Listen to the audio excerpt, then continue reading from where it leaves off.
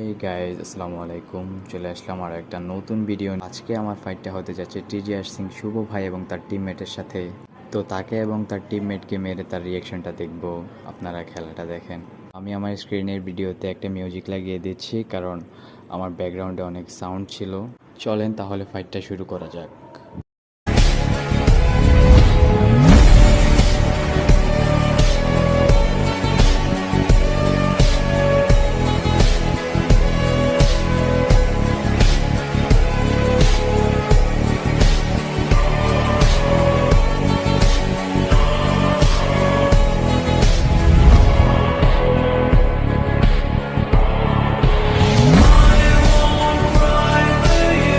তো এখানে আমি ওনার তিনজন টিমমেটকেই মেরে দেই।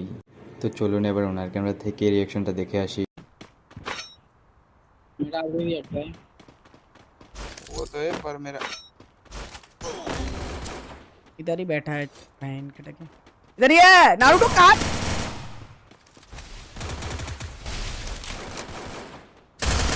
नारुतो भाई का दिमाग क्या कहना भाई। देख अभी भी नहीं मार पा रहा है वो। तो इतना घूम घाम के कुछ नहीं कर पाया नारुतो, इतना घूम घाम के कुछ नहीं। तू जोन पुशिंग ही अच्छा करता है